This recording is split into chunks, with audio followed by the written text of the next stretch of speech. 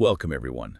Ready to dive into the mysteries surrounding the Terracotta Army? We've got some great sources lined up, and honestly, just from glancing at them, I can already tell we're in for some surprises. Oh, absolutely. And right off the bat, what really strikes me is the biggest mystery of all.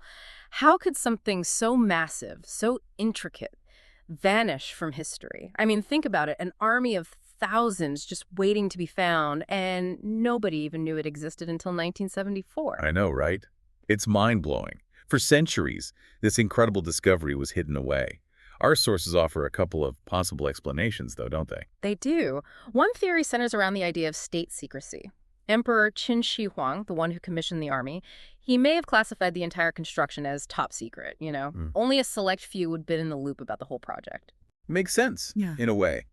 But wasn't Qin Shi Huang known for, well, let's just say, not being exactly shy about his grand projects? Think about it. The Great Wall, his elaborate tomb, the Apang Palace. Huge undertakings, all of them, and each one meticulously documented, requiring a workforce of, what, hundreds of thousands? How do you keep something of that scale completely under wraps? Well, that's where the second theory comes in, speed. What if the Terracotta Army was built at an incredibly fast pace? If it was a small, highly skilled group working on a super tight schedule, maybe, just maybe, they could have kept it a secret. Yeah, I see what you mean. But wouldn't that kind of rapid production suggest some seriously advanced capabilities? Exactly. And this is where things get really intriguing. The craftsmanship of the Terracotta Army gives us some pretty fascinating clues. For example, every single warrior is unique. No two faces, hairstyles, or armor details are the same. It's true. Those pictures just blew me away. The level of detail is astounding. You really get a sense of each soldier's individuality, even standing there in those massive uniform ranks. You got it. And it's not just about how they look. There's evidence of some pretty sophisticated production techniques, too. Take the weapons, for instance. They show signs of what we call modular assembly and standardized production. Wait, hold on. Are we saying they had something like an assembly line back then? In a way, yes. It's almost as if they were building with Legos, using standardized parts that could be easily put together. And get this, they even used traceable markers on the weapons, like an early form of quality control and, believe it or not, supply chain management. Wow, a supply chain system in ancient China. That's some serious forward thinking. It seems like we often underestimate just how ingenious and sophisticated past civilizations really were. I agree totally. And one artifact in particular highlights just how skilled they were in metalworking. There's a bronze sword that's way longer than typical bronze weapons of that time. To create something that size and that strong, well, it would have taken some exceptional expertise. So let's recap. We've got potential state secrecy, rapid production, hinting at some pretty advanced capabilities, and a level of detail and sophistication that's just, well, incredible. Where does all of this lead us? Well, all these clues point towards one figure who might have been the driving force behind this amazing feat, Lu Buwei. Buwei. I've heard that name before. Remind me, how does he fit into all of this? Lu Buwei was more than just a wealthy merchant. He was a brilliant strategist, a political powerhouse, and possibly the mastermind behind Qin's economic success. He even put together the Lushi Chunqiu, which is basically China's first encyclopedia, showcasing his incredible intellect and influence. Okay, so are we saying that this one man's economic and organizational genius could have been what made the Terracotta Army possible? That's a pretty bold claim, isn't it? It might sound bold, but his approach was revolutionary. He saw people as commodities and the state as a business. I know it might sound a bit harsh, but for that era, it was an incredibly insightful perspective. Think about those traceable markers on the weapons. That points to a highly organized system of production and accountability, which lines up perfectly with Lu Buwei's idea of the state as a well-run operation. So he wasn't just a smart businessman. He was a visionary leader who understood the importance of organization and efficiency on a large scale. You got it. And his investments in not one, but two generations of Qin kings show his political and economic savvy. It's totally plausible that he established a vast network of skilled artisans and merchants, creating a system that could handle resources and production on a massive scale. Perhaps his vision and leadership were what enabled the Qin state to achieve something as ambitious and complex as the Terracotta Army. Wow, you're making me rethink everything I thought I knew about ancient China. They were far more advanced than we often give them credit for. You're telling me. And their sophistication wasn't limited to industrial capabilities. The artistic vision behind the Terracotta Army is just as impressive. These figures, they're not just soldiers, they're works of art, each with its own personality. Absolutely. And that brings us to our next fascinating point, the artistry of the Terracotta Army. Yeah.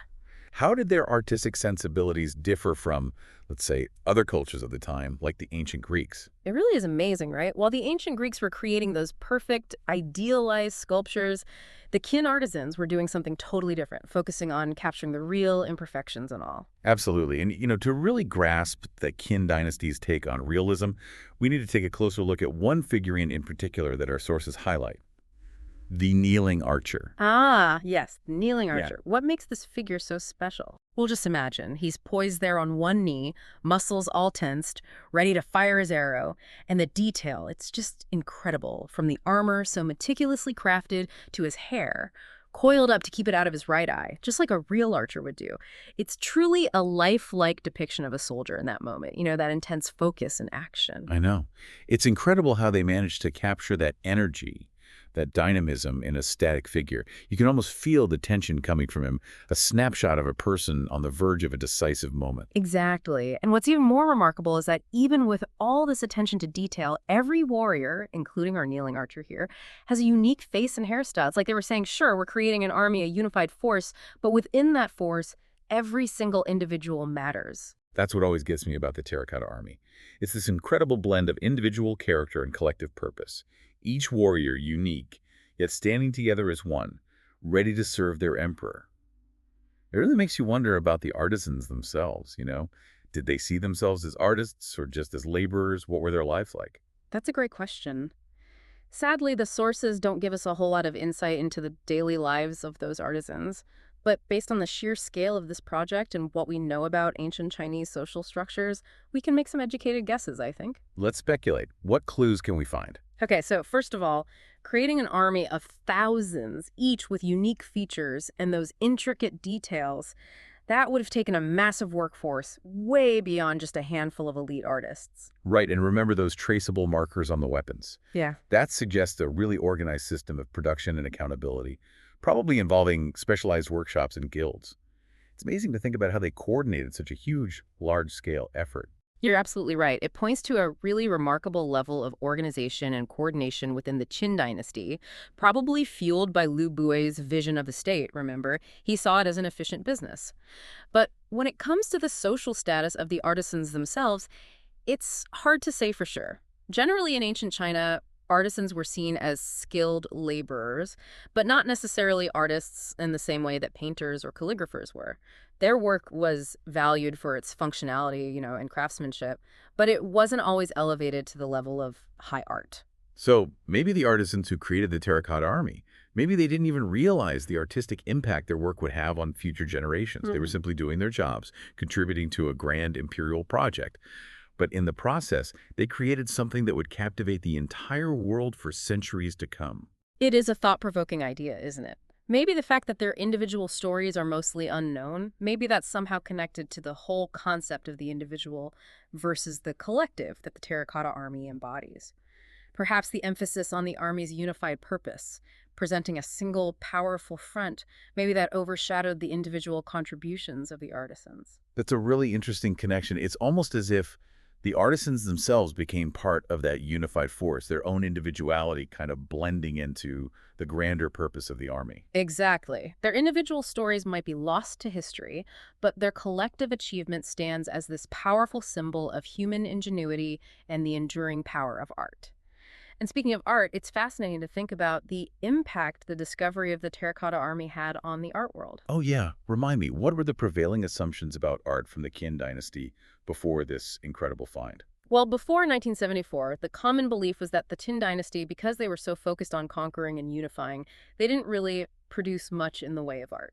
Right. They were all about practicality, all about power. People just assumed they didn't have time for artistic pursuits, and then bam, they unearthed this massive army of incredibly detailed and expressive sculptures. Exactly. It totally shattered all those assumptions. It was like stumbling upon a treasure trove of art that had been hidden away for centuries. Suddenly, the world was faced with this incredible display of artistic skill and a totally unique approach to realism that everyone had overlooked. It's like the Terracotta Army just burst onto the scene and said, hey, We're more than just conquerors. We're patrons of the arts too, and we have our own sophisticated aesthetic. I like that. It forced a complete reevaluation of the whole Qin dynasty. It challenged that idea that their focus on military power meant they sacrificed artistic expression, and the impact went way beyond just the academic world. The Terracotta Army captured the public imagination, becoming one of the most iconic symbols of ancient Chinese civilization. For sure. It's one of those instantly recognizable images, up there with the Great Wall and the Forbidden City. It just evokes a sense of wonder and mystery. It's inspired so many artists, filmmakers, writers. It shows the power of art to transcend time and culture. And it raises a really interesting question. If the Terracotta Army had never been buried, if it had stayed above ground all this time, how might that have influenced how art evolved? Would we have seen different artistic movements or cultural exchanges all inspired by this unique approach to realism? It really makes you think, doesn't it? If the Terracotta Army had been there all along, how different would our understanding of art history be? It's a great question. And that brings us to the final part of our deep dive today. What is the lasting legacy of the Terracotta Army? How does it resonate with us in the 21st century? It's incredible to think about, isn't it? The Terracotta Army, hidden away for centuries, still has this profound impact on how we understand art and history today. It really does. On a practical level, the Terracotta Army has become this global phenomenon, attracting millions of visitors who want to see this ancient wonder with their own eyes. It's a massive economic boost for the region, and it serves as a tangible link to China's rich past. Yeah, for sure. But besides those economic and tourism aspects, what's the deeper meaning of the Terracotta Army for us in the 21st century? Well, I think its enduring legacy lies in how it forces us to question things, to rethink and reevaluate our assumptions about the past. It challenges us to look beyond those simple narratives and appreciate the complexity and nuance of history. So it's more than just a bunch of really cool statues, right? It's a catalyst for deeper understanding, for reflection. Exactly. The Terracotta Army is this powerful symbol of cultural heritage, of the importance of preserving history. Its discovery sparked a renewed interest in archaeology, a desire to understand China's past in all its glory and complexity. It's like a portal to another world, isn't it? Mhm. It invites us to step back in time and explore the lives, the beliefs, the artistic expressions of this civilization that thrived centuries ago. And in a world that, often feels increasingly fragmented and divided, that sense of connection to the past, well, I think it's more vital than ever. Yeah, you're right. It reminds us that even with all our cultural differences in the passage of time, we share these common human experiences, these aspirations. The fact that the Terracotta Army still resonates with people today, well, it speaks to the universal power of art and that human desire to connect with something bigger than ourselves. Absolutely. It's a testament to the enduring power of human creativity and ingenuity. And it also serves as this potent reminder, of the rise and fall of empires. Oh, yes, the fall of the Qin Dynasty. Despite all its achievements, I mean, we're talking about the Terracotta Army, the unification of China, the Qin Empire was pretty short-lived. What lessons can we take away from their story? Well, the rise and fall of the Qin dynasty, it's a fascinating case study. It shows us that even the most powerful empires, they're not invincible. That obsession with control and uniformity, while it might have been effective in the short term, it ultimately contributed to their downfall. So it's a cautionary tale about the dangers of unchecked ambition, about the importance of adapting to change, right? Exactly. It highlights that delicate balance between individual freedom and collective responsibility, a balance that every society struggles with. By studying the past, we gain these valuable insights into the challenges of creating a society that's stable and prosperous. It's like holding up a mirror to our own times, isn't it? We see reflections of those same challenges playing out in our modern world. For sure, the Terracotta Army, it's not just a static monument to the past. It's a dynamic force that continues to shape how we understand history, culture, even the human condition. So as we wrap up our deep dive today, I want to leave our listeners with one final thought to consider.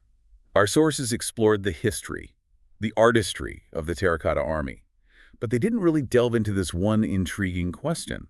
What if the Terracotta Army had never been buried? What if it had always been there, above ground, a visible symbol of the Qin Dynasty's power and artistry? That's a great question. How might that have changed how we view ancient China? Would it have inspired different artistic movements, different cultural exchanges, different historical narratives? It really makes you think. It really does. It makes you realize how much of history is shaped by seemingly random events, by those chance discoveries that reshape our entire understanding of the past. The Terracotta Army, in both its creation and its eventual rediscovery, reminds us that history is a constant process of exploration and discovery. And who knows what other wonders are out there, hidden beneath the surface, waiting to be unearthed, ready to challenge our assumptions once again. Yeah, that's the beauty of it, isn't it? There's always more to learn, more to uncover, more to question. Well said. And on that note, we'll wrap up this episode of the Deep Dive. Thanks for joining us on this incredible journey to the heart of the Terracotta Army.